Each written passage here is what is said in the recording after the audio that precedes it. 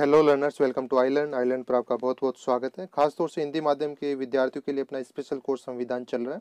इसमें हम संविधान के प्रति बेसिक समझ विकसित कर पाएँ और किस तरीके से ये हमारे लिए प्रतियोगी परीक्षाओं में काम आ पाएगा, उस तरीके से हम इसको समझने का प्रयास कर रहे हैं।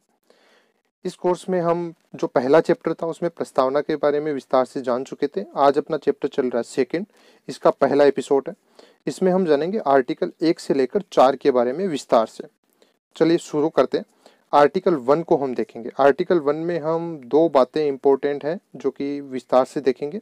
पहली, India that is Bharat shall be A union of states, एक ऐसा सेंटेंस है, इसके बारे में हम जानेंगे। इसमें दो चीजें हैं, एक तो इंडिया दैट इज भारत और यूनियन ऑफ स्टेट्स, दोनों का क्या मतलब रहा है वो हम जानेंगे। क्यों संविधान निर्माता को इंडिया और भारत दोनों नाम इस्तेमाल करने की जरूरत पड़ी और क्यों यूनियन वर्ड यहाँ पर आया है। इसके बाद हम जानेंगे इंडिया की जो टेरिटरीज हैं उनके बारे में, जो भारत के राज्य क्षेत्र हैं। तो चलिए पहले देखते हैं India that is Bharat. India that is Bharat, India और भारत दोनों नाम इस्तेमाल क्यों किए गए?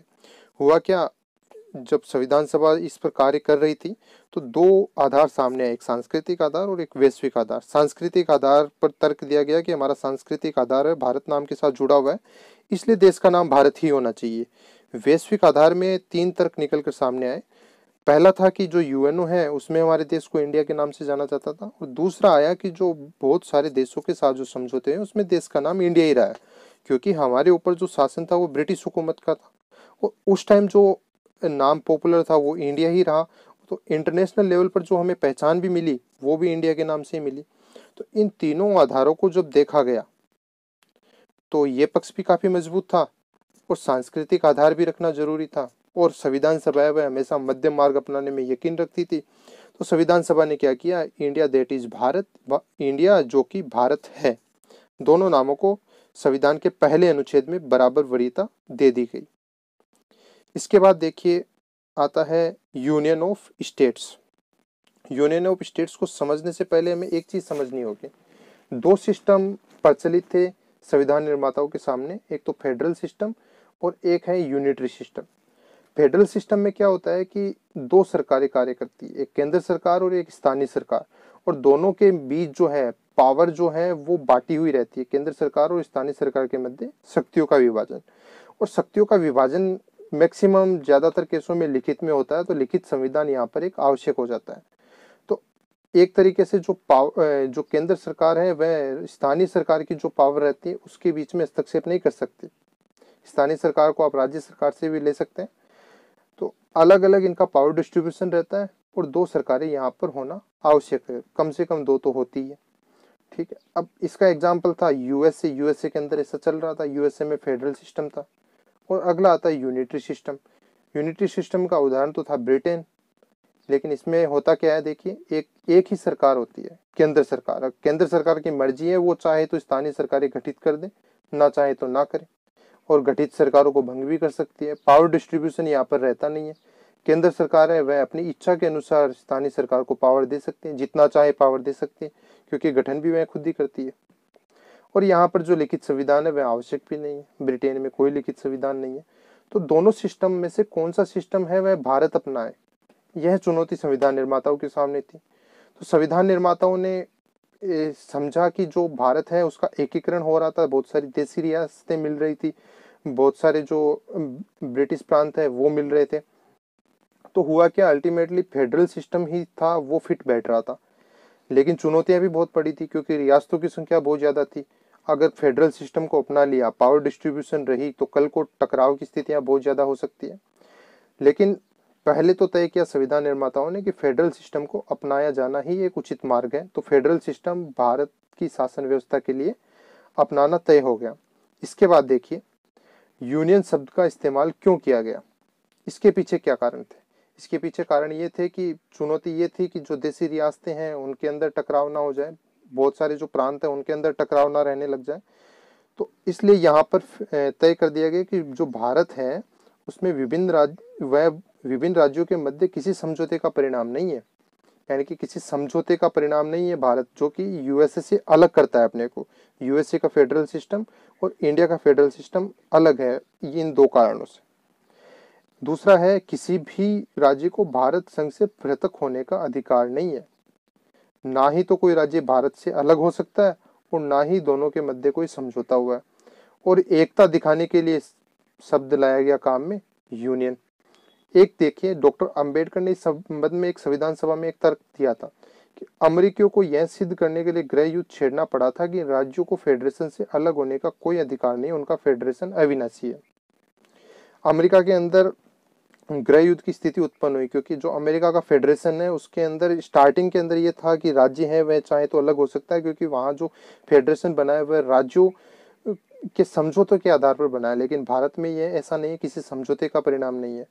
तो इस संबंध में कोई विवाद ना रहे, तो इसलिए स्थिति को यहीं स्पष्ट कर दिया गया इन दो बातों के द्वारा, कोई किसी भी विवाद की स्थिति उत्पन्न आगे ना हो इसलिए। और शब्द काम में लिया गया यूनियन, ना कि फेडरेशन शब्द काम में लिया गया। तो यूनियन शब्द काम में लेने के पीछे लॉजिक यही रहा। इसके बाद देखिए अगला हम देखते हैं भारत के राज्य क्षेत्र, टेरिटरीज ऑफ इंडिया। ठीक है, इसमें हम दो अलग अलग परिप्रेक्ष्य में हम देखेंगे। एक तो जो संविधान निर्माण के समय जो राज्य क्षेत्रों की श्रेणियां तय की गई थी वो देखेंगे, और एक जो राज्य पुनर्गठन अधिनियम 1956 में आया उसके बाद जो श्रेणियों में किस प्रकार का बदलाव हुआ वो हम देखेंगे। देखते हैं संविधान निर्माण के समय भारत के राज्य क्षेत्र किस प्रकार के रहे। जब संविधान बन रहा था तब भारत को 4 क्षेत्रों में बांटा गया था, ए बी सी डी के अंदर। तो एक के अंदर जो सारे ब्रिटिश भारतीय प्रांत से जो विलय हुए थे उनको रखा गया। बी के अंदर जो देसी रियासतें थी उनके आपस में विलय से जो निर्मित हुए उन राज्यों को रखा गया। और सी कैटेगरी के अंदर चीफ कमिश्नर प्रांत के जो क्षेत्र थे उनको इसके अंदर रखा गया। और डी कैटेगरी में अंडमान निकोबार द्वीप समूह तो एक था ही, और इसमें जो अगर कोई अर्जित होने वाला अर्जित किया गया है अगर कोई राज्य क्षेत्र तो उसको इसके अंदर शामिल किया जा सकता था। तो इस तरीके से 4 कैटेगरियां वो डिवाइड की गई। इसको आप पॉज करके आराम से पढ़ सकते हैं कौन कौन से किस कैटेगरी के अंदर थे। तो ये केवल रीड करने के लिए है, आप पॉज कर सकते हैं, आप इसका स्क्रीनशॉट लेकर भी पढ़ सकते हैं। इसके बाद देखिए वर्तमान समय में जो राज्य क्षेत्रों की श्रेणियां हैं वो कितनी है। तो जो राज्य पुनर्गठन अधिनियम आया 1956 उसके बाद जो श्रेणियां 4 थी 4 से घटाकर कर दी गई 3। पहली श्रेणी के अंदर रख दिया गया जो राज्यों के क्षेत्र है, और दूसरी श्रेणी में जो संघ राज्य क्षेत्र है, और तीसरी श्रेणी में जो अर्जित किए जा सकते हैं यानी कि फ्यूचर के अंदर शामिल हो सकते हैं। वर्तमान में हम देखें तो राज्य क्षेत्रों में 28 है, क्योंकि जो जम्मू कश्मीर राज्य पुनर्गठन अधिनियम आया उसके बाद जो है स्थितियां यहाँ पर बदल गई है। आप देख सकते हैं अब जो है जम्मू कश्मीर केंद्र शासित प्रदेश हो गया है और जो लद्दाख है एक केंद्र शासित प्रदेश हो गया है। तो 2 नए केंद्र शासित प्रदेश निकले और एक जो है राज्य की श्रेणी के अंदर से हटा दिया गया है। ठीक है, अब देखिए वर्तमान में जो राज्य है वह 28 है और जो संघ राज्य यानी केंद्र शासित प्रदेश है वह 8 रह गए, और अर्जित किए जा सकने वाले 0 है। इस कैटेगरी के अंदर जैसे पहले थे गोवा हुआ करता था, इसमें सिक्किम हुआ करता था। वर्तमान में ऐसा कोई राज्य नहीं है जिसको कि भारत में विलय किया जा सकता है, तो फिलहाल यह संख्या 0 है। ठीक है, तो वर्तमान के अंदर जो श्रेणियां हैं वह 4 की बजाय घटकर रह गई है 3। तो इस तरीके से संविधान का जो पहला अनुच्छेद है हमें 2 बातों को यहाँ पर स्पष्ट रूप से बताता है। आगे देखिए आर्टिकल नंबर 2 अनुच्छेद 2 को हम देखेंगे, ये 2 बातों को स्पष्ट रूप से बताता है। एक तो जो नए राज्यों को संघ में शामिल करने की शक्ति है उसके बारे में बताता है, और एक नए राज्य स्थापित करने की शक्ति के बारे में बताता है। यह जो मौजूदा राज्य हैं उनके बारे में नहीं है, नए राज्यों के बारे में। दोनों ही जो बातें हैं वो नए राज्यों के संबंध में ही है। अगर नए राज्य हैं तो उसको अगर संघ में शामिल करने की शक्ति है वह संसद के पास है, संसद चाहे तो कर सकती है, और नए राज्य अगर कोई स्थापित करने योग्य हो तो संसद यहाँ पर स्थापित कर सकती है। तो यह पावर है आर्टिकल 2 जो कि संसद को देता है। इसके बाद देखिए आर्टिकल 3। आर्टिकल 3 हमें संसद की शक्ति के बारे में बताता है। संसद को देखिए क्या शक्तियां मिलती है। 5 पॉइंट्स हम यहाँ पर देखेंगे। पहले पॉइंट में देखिए जो नए राज्यों के निर्माण है वो पावर है संसद को है। अब नए राज्यों का निर्माण किस प्रकार से कर सकती है, किसी भी प्रकार से कर सकती है नए राज्य का निर्माण, आपसी जो मौजूदा राज्य हैं उनमें से तोड़ मरोड़ कर।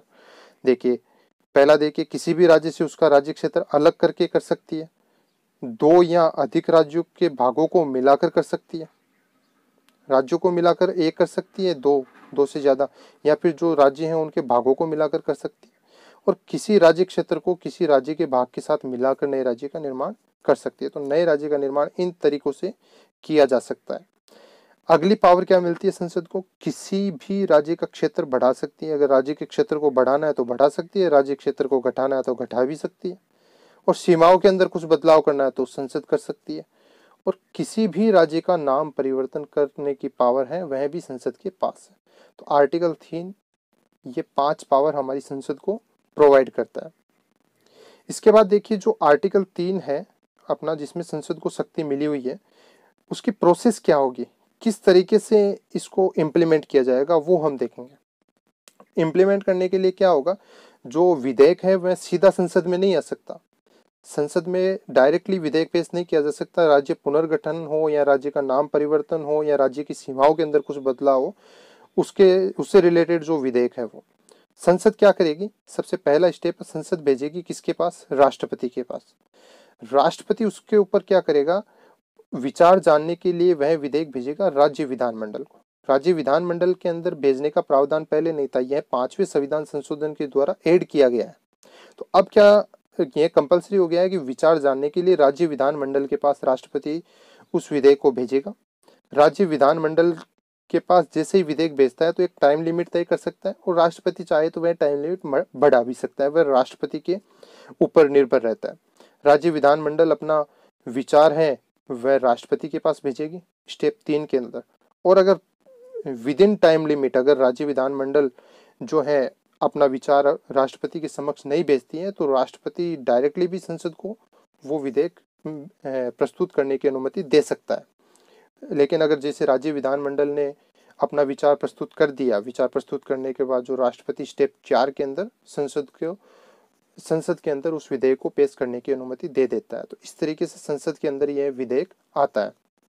दूसरा एक चीज और निकल कर आती है कि जो अनुच्छेद 4 है, देखिए अनुच्छेद 4 क्या कहता है कि ये जो विधेयक प्रस्तुत किए जाते हैं, चाहे से आर्टिकल 2 के तहत हो चाहे से आर्टिकल 3 के तहत, तो आर्टिकल 2 के तहत जैसे नए राज्यों की जो स्थापना का है, आर्टिकल 3 के अंतर्गत जैसे किसी राज्य का नाम है, चाहे से उसकी क्षेत्र सीमा के अंदर कुछ चेंजेज हैं, तो ये जो विधेयक पेश किए जाने हैं, ये विधेयक जो इस स्टेप्स के आधार पर है वह संसद तक आते हैं। इसके बाद ये जो विधेयक पेश होते हैं इनको पास करवाने का क्या सिस्टम होगा वो बताता है हमें आर्टिकल 4। तो इसमें क्या है कि जो इसको रखा गया आर्टिकल जो 368 है उससे बाहर माना गया है, यानी कि इसको संविधान संशोधन का हिस्सा नहीं माना जाएगा। इसका मतलब ये जो आर्टिकल 2 और 3 की जो पावर है वह बिना संविधान संशोधन वाले विधेयक की तरह पेश किए जा सकते हैं, और साधारण बहुमत के आधार पर ही इनके ऊपर फैसला लिया जा सकता है। तो साधारण बहुमत के आधार पर संसद आर्टिकल 2 और आर्टिकल 3 को इम्प्लीमेंट कर सकती है। इसका लेटेस्ट उदाहरण आपने अभी देखा होगा, जम्मू कश्मीर का जो पुनर्गठन अधिनियम आया उसके अंदर संसद में केवल साधारण बहुमत से ही निर्णय लिया गया। साधारण बहुमत से निर्णय लेने के बाद राज्य का जो पुनर्गठन कर दिया गया। तो पुनर्गठन करने के लिए केवल साधारण बहुमत है उसके आधार पर कार्य किया जा सकता है। तो इस तरीके से आर्टिकल 1 से लेकर 4 के बारे में हम स्पष्ट रूप से समझ पाए। आर्टिकल 3 से रिलेटेड एक और इम्पोर्टेंट चीज आती है कि किसी भी देश के क्षेत्र को क्या विदेशी क्षेत्र को सौंपा जा सकता है, और इसके मामले में जो इंटरेस्टिंग केस है वह बेरूबारी का केस है, वो हम देखेंगे अगले पार्ट के अंदर। बेरूबारी केस को डिटेल से समझने का प्रयास करेंगे। तो आइलैंड के साथ जुड़ने के लिए आपका बहुत बहुत शुक्रिया। चैनल को सब्सक्राइब कर लीजिए, बेल आइकन दबा के रखिए, और वीडियो अगर अच्छा लगता है तो शेयर जरूर कीजिए। कंटिन्यूअसली कोर्स को फॉलो करके रखिए जिससे कि आपकी जो समझ है वह रेगुलर विकसित होती रहे। बहुत बहुत शुक्रिया आप सभी का।